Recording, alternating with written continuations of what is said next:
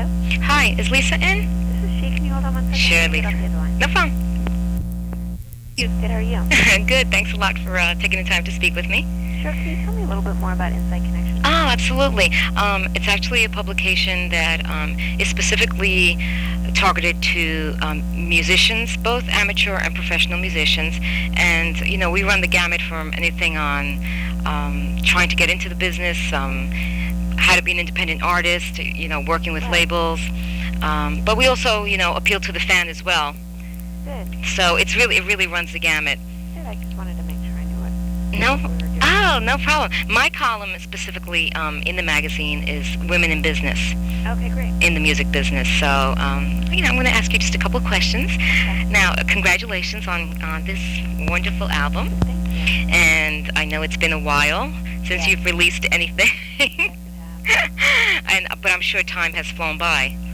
Yeah, in some ways it's flown by because I've been really busy doing everything from business things like touring and writing music, additional music that's not on the record, and doing specific touring like Stravinsky's A Soldier's Tale and doing all these crazy things, doing some acting. And on the personal side, I've been doing everything from getting kitty cats to buying a house and remodeling and doing all kinds of crazy stuff. And like, But in some cases it has been a long time. It's been a little bit frustrating because we kept thinking the album wasn't going to come out. We kept being told that it was getting close to coming out, and then the date kept getting pushed further and further, and recording a few more songs. But I'm glad it came out finally, and I think actually, I've said this before in other interviews, but I think it is the music climate has changed slightly.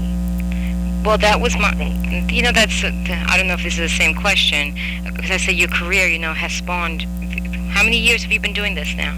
Professionally, my first song was on the radio in 1994. 94, right, but prior to that, you were playing I the was circuit. doing all through college and high school, a little bit of high school. Right. In fact, I was talking to Toshi Regan last month, Oh, yeah. and she was saying that you guys, you know, We played the same shows. Same shows. Gallery and up at Columbia and all kinds of places in New York City. She's great. oh, she is great. I got to see her live a couple of months ago, and I just like her down-to-earthness. Yeah, she's got a good sense of humor. She does, and she just goes, oh, if you ever have any questions, just give me a call. I mean, you know, she had her home number, and she's like, she just feels like she's a friend, you know. She doesn't have this attitude and this ego. That's awesome. Yeah. But you're now, so you've been doing it a long time. How has the business changed? When you talk about, are you talking about the climate in that sense? The climate, I think it's been interesting because, like you said, I did come from the same sort of school as Toshi Regan, singer-songwriter with band in New York City. And then I got a song on the radio. So all of a sudden I was sort of thrust into a different facet of the music industry. I went from the real singer-songwriter with a rock band, very, very grassroots, mailing lists and sort of doing my own management and everything, to a different area where there's radio and press and all these different things involved. And requiring you to give up some control. I don't know if it's control as much as the fact is when you get really, really busy, you rely on more people to work with you. Right, the team. And also I think sometimes, unfortunately, the focus, even though we mean for the focus to stay on the fans, you get sort of dragged into focusing sometimes more on the larger things like radio stations, working songs for the radio station, and sometimes you don't do the things that are perceived to be smaller things, which actually in the long run can benefit you more in some cases, like say the Dave Matthews Band. They were able to play for their fans and cater to their fans, and they were able to really build up their audience. Sometimes you're only one person, and when you're trying to promote your record all over the world, all of a sudden it's hard to play regular shows and come back to town, a lot of different towns over and over again. Right. You end up doing things that you think are going to reach more people, like more television, more radio things, radio shows, live radio concerts. And sometimes it takes away from reaching your real fans. Right, like keeping in touch with them. Exactly. So we're trying to sort of go back to that. Right. And spend more time going back to our fans, because they're the ones who really support me and my music, and they get it, and it's more fun for me because I can do more of what I think is right for me. Not that I have never strayed from that, but I feel feel more confident knowing, hopefully the commercial world will accept what I'm doing because it makes my life easier and it makes things more successful. But it's most important to do what I want to do and try to relate to the real fans. I think that's the most important thing. And how people can do as a basis for their music career. It's just keeping in touch with that fan. Exactly. The ones that buy the music, they're the, Exactly. But then on top of that, something that I've also become more and more involved in again is, although I have a manager and a booking agent and a press person and all these people, I also have started again looking out for myself a little bit and connecting with people on my own and finding what's interesting to me on my own that can help me develop my business as a musician and all the other things I'm interested in. And not always relying on everyone else to do it, to take care of everything, because I know myself more than anybody knows me. And although everybody's working very, very hard, I'm willing to work very hard also, because I like the music business element of it, especially when it's person to person. You're really communicating with people and developing ideas. Right. I think it's important to focus on that for me. So what are you specifically doing on your own? Like Dweezil, my boyfriend, who's also, I work with him. Right. We've been trying to put together some TV shows. If I started doing some work with a company called Sanrio, who are the people who make the character Hello Kitty. Oh. And things like that, which are so fun to me.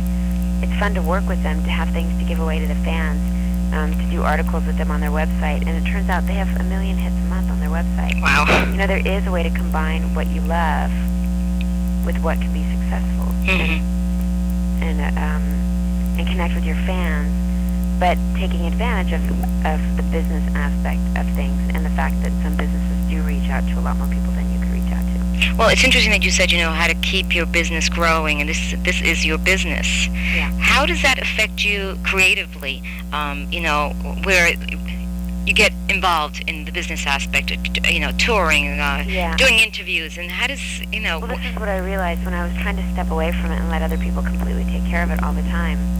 I felt disconnected from it, and I think I feel much more creative being a part of it, coming up with ideas for things, making sure things are being followed through on, meeting with people directly instead of always having a liaison to everybody. Right. To me, it inspires me creatively to be involved in the business side of it. Okay, that's good. Now, how have you changed? We talk about the climate changing. How have you changed? Again, like I said, I just think that I've gone through a lot of things, and Are your expectations different? I think they're still the same. I think that I was really lucky, and I was able to have a huge success. I don't know if it's luck or being in the right place at the right time. I don't know what it is. How about talent? I think just the idea that I'm sort of coming back full circle. I'm coming back to where I was, where I'm feeling more strongly about the fact that making a song is a success, and following your own heart is a success, and continuing to be inspired by the making music and other things relating to entertainment is a success. Right. So it sounds to me like you're not just concentrating on songwriting and your albums. It sounds to me like you're trying to spread your wings a little bit and try your acting and try shows and developing. And not let myself get pigeonholed. Do you realize that which is why my album is called Cake and Pie. It's one of the things is to remind myself that everybody's always trying to tell you no and trying to discourage you. And I think it's important, if you have the strength and the time and the effort, you should just do everything that you can. There should be no limits. Why, Right. Who's responsible for helping you think that way? Or is that something that you... It's something that I've come to, and then just, again, the people I surround myself with, everyone from my family, my friends, Dweezil, my boyfriend, who I work with. Right. I like to surround myself with people who are very proactive. I have a lot of friends who are very encouraging, and also I think even seeing some of my friends who aren't necessarily commercial artists, musicians and artists and actors, they still sometimes are able to even be more creative because they're not tied to a large corporation.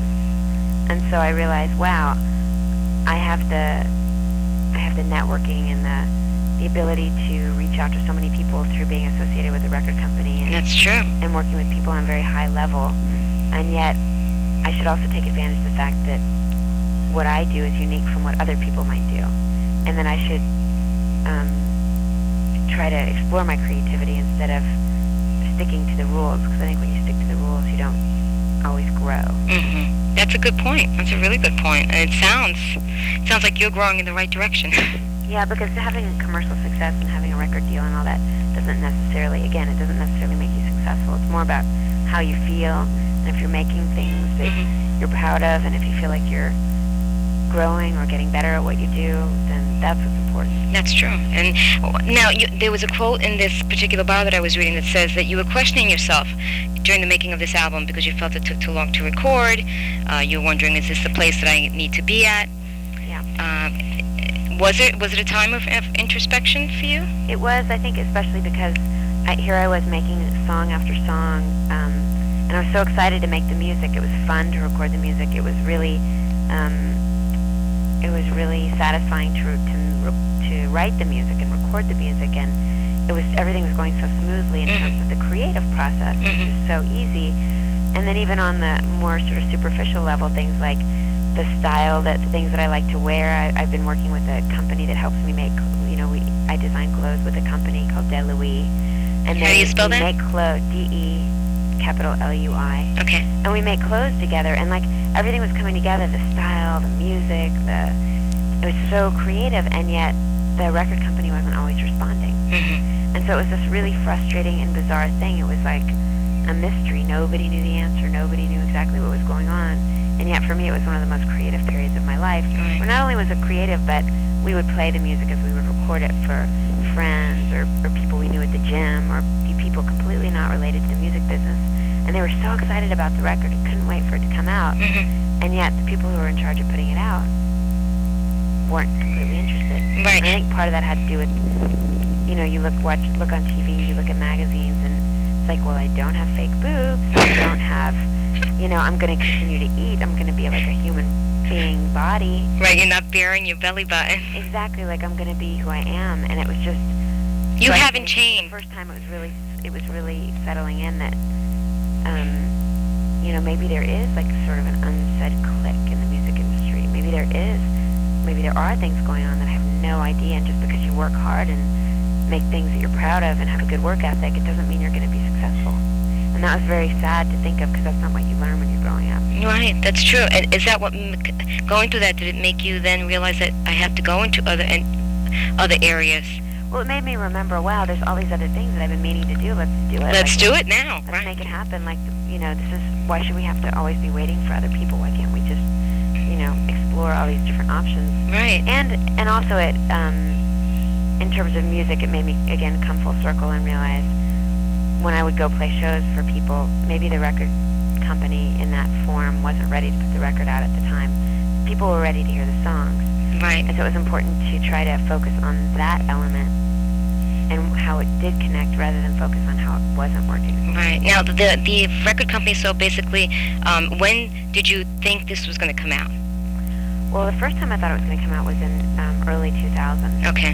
Somebody from the label came to a mix session, and as far as me and a couple of other people in the room could remember, he said he was really excited about the record and thought it should come out in spring of 2000, February of 2000. Soon thereafter, a couple months later, he asked us when we were going to start recording the album. But, I just figured, whatever, we'll just keep making music. Right. But then the record company was going through a lot of changes, and, we kept thinking, oh, it's going to come out, in 6 months. Oh, it's going to come out in 6 months. You kept hearing that. Yeah, exactly. Or we kept getting at first we would hear it, and then we started getting the feeling, and then we realized we weren't getting the feeling. But then the record company changed yet again, and the new A&R man, Ron Fair, was really enthusiastic and helped us finish up the project, and we finally got it out. It must be so frustrating, though, knowing that, you have it's like waiting for a baby to be born. Okay. It is, because also you gear certain things in your life around basic phases of things going on in your life. And if you know, okay, I'm going to be making a record for about a year, I'll put it out, I'll tour on it for a year, year and a half, and then it'll be time to do X, Y, or Z. But when that year turns into 3 years, it's a little bit odd. Yeah, it's like, when do you tour? I mean, did you... I toured on and off throughout that period. Oh, okay, because I was going to say that. So I was like, you know what, I need to connect with my fans. Absolutely. They want to know what's going on. Absolutely. I like to play live. And you look so, I've watched you, I've never seen you live, but on videos and, your concerts on TV and whatever, you look so laid back, like, not nervous. Yeah, and I'm not usually nervous once I get on stage. That's incredible to me. I think, again, it's something that I always tell other musicians who are starting out, that, when you get on stage, just be yourself, because, or be something, but just do it. Like, people who are in the audience are sitting there waiting to watch, Right.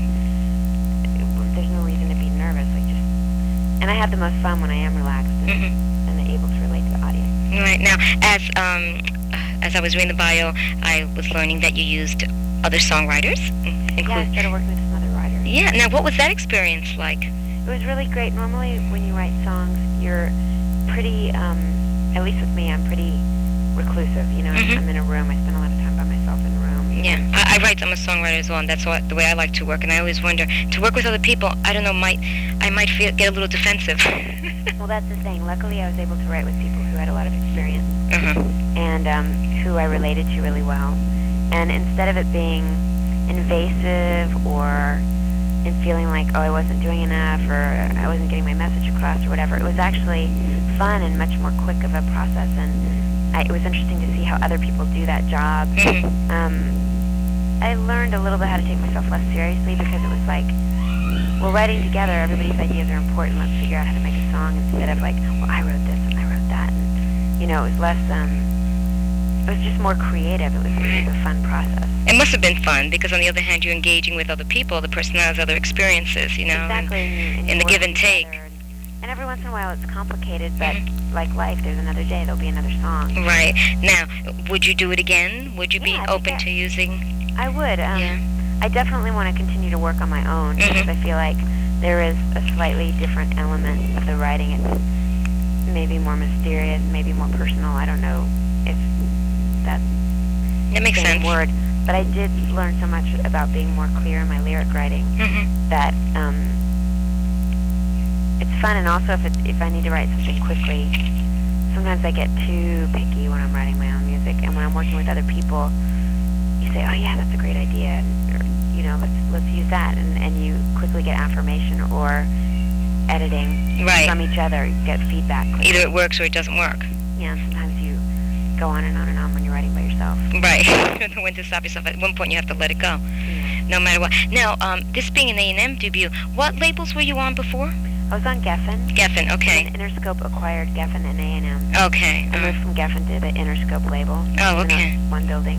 And then in the end, with Ron Fair coming in to be president of A&M Records, I was switched over to his imprint, A&M. My column last month was Vanessa Carlton, who works with Ron. Yeah, that's what I was like, oh, God, yes, I know that name. Hold on one second. Sure.